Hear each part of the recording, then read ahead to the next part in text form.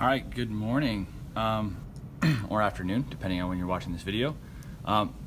This is Unit 3 notes, forces of attraction and vapor pressure.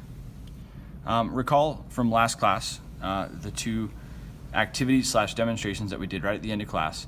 You guys experimented or viewed experiments of multiple substances that had a trait that we like to call volatility. Now, volatility is not always equal amongst substances, and so you guys viewed water, which was a very non-volatile liquid, and you also viewed acetone, which was a volatile liquid.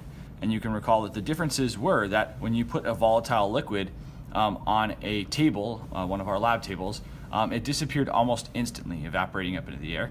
And we said that was because it had a high vapor pressure, whereas water had a low vapor pressure. Now, what we want to do next is try to make sense of this question here. Why do different liquids boil at different temperatures? Or why do liquids have different levels of volatility? And the answer here is going to be intermolecular forces. Now think about this from a word that we might already be familiar with, inter. If you think of international, you're flying between countries. And so intermolecular means between molecules. So this is forces of attraction between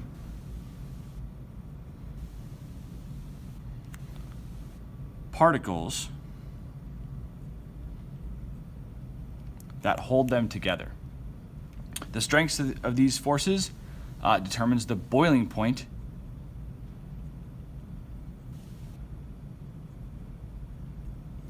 of a liquid. So, as we're learning, liquids can be divided into two categories. We can have volatile liquids, which have weak intermolecular forces. These forces are relatively easy to overcome, and volatile liquids evaporate quickly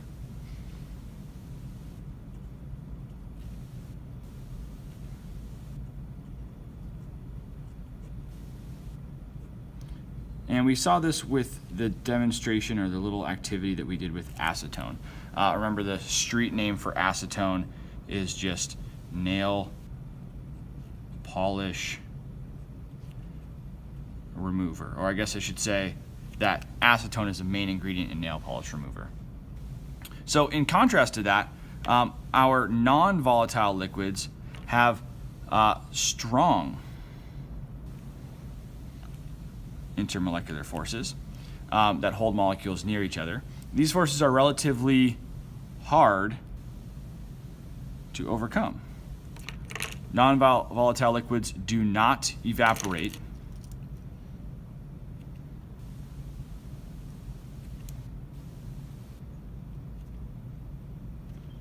quickly. And if you recall water, when you wiped the water onto the table, it sat there for a long time, and it sat there for so long that I even had to ask some of you guys to wipe it up, clean it up before you left your lab station. This water pretty much would have sat there for forever. Okay, well, forever is a strong word. Maybe a day before it evaporated. So, if you recall the whoosh bottle demonstration, we used a volatile liquid to demonstrate something called vapor pressure. And so when liquid is in a closed container, some of the liquid will evaporate. And even though that whoosh bottle wasn't completely closed, the top of it was very narrow, and it was hard for these molecules to get out of this bottle. So they kind of all vaporized and stayed in there because this narrow opening here was kind of hard to escape. So when we put them in a closed container, some of the liquid will evaporate, and we help this by providing a large surface area by spinning the bottle around. And so now there is vapor or gas present, which exerts pressure within the container. And a good example of this is gasoline in your car.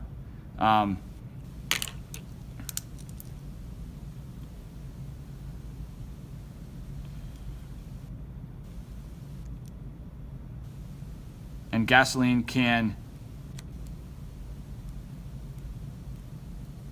evaporate or vaporize.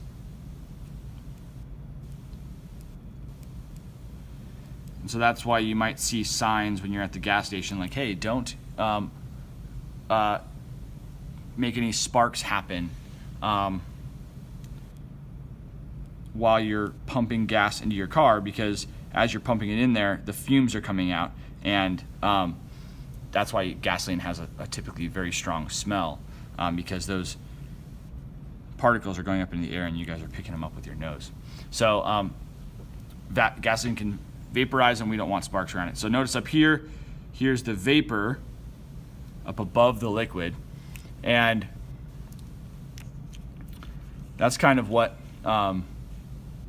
you would see if you were to look inside of your fuel tank. So volatile versus non-volatile liquids. Here's some more information about these right over here.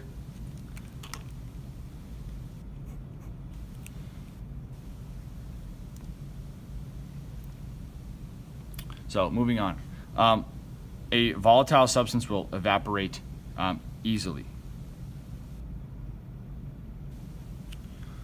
leading to more vapor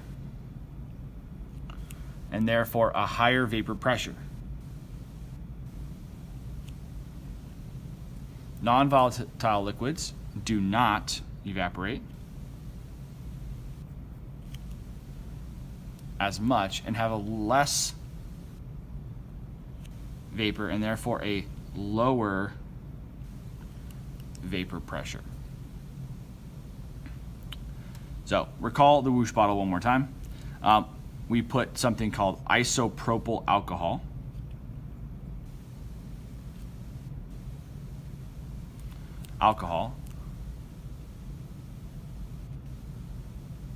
into this bottle. Street name for isopropyl alcohol is just rubbing alcohol, but remember this is extremely strong, concentrated rubbing alcohol, and that means it was even more volatile than the stuff you buy at the store. We spun this bottle around a little bit, and now there were all these particles.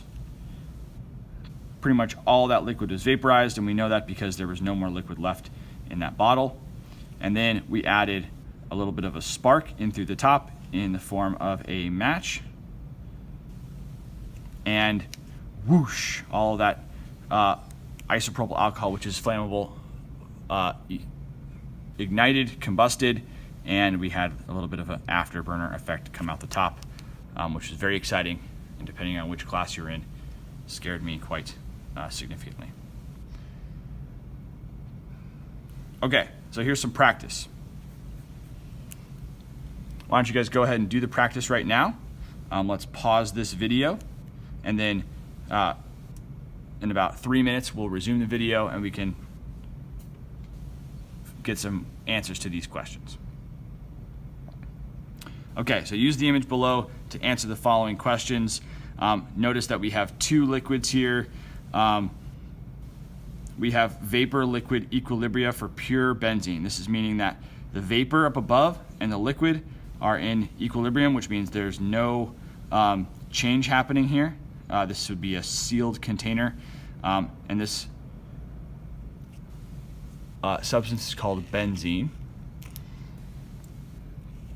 And we also have vapor-liquid equilibria, meaning equilibrium for something called pure toluene. And this, toluene, this should be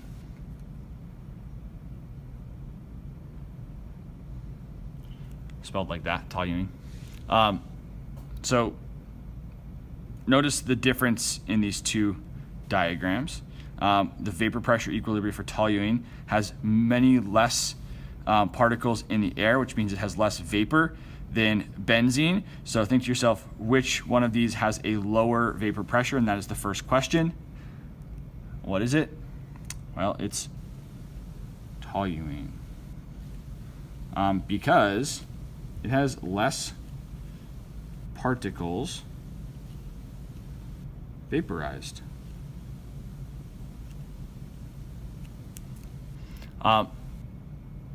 Which liquid is most volatile? Which one is it?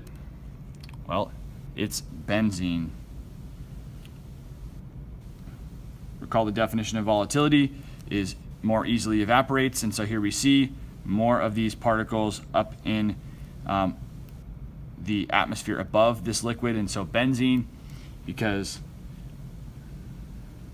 many more particles have evaporated.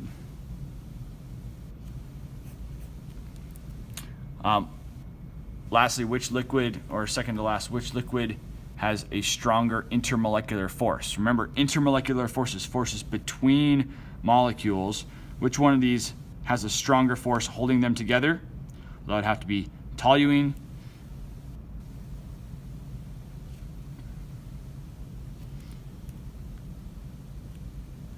And think of this as the molecules want to stay together in the liquid form.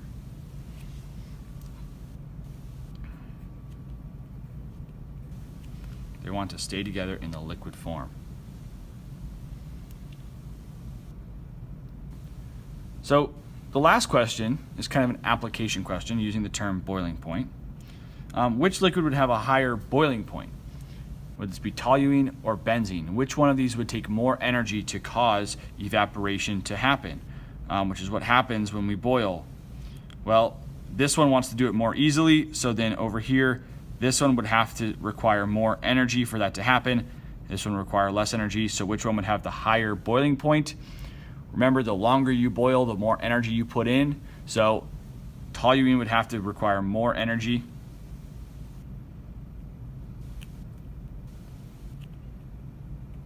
More energy needed to pull the particles apart.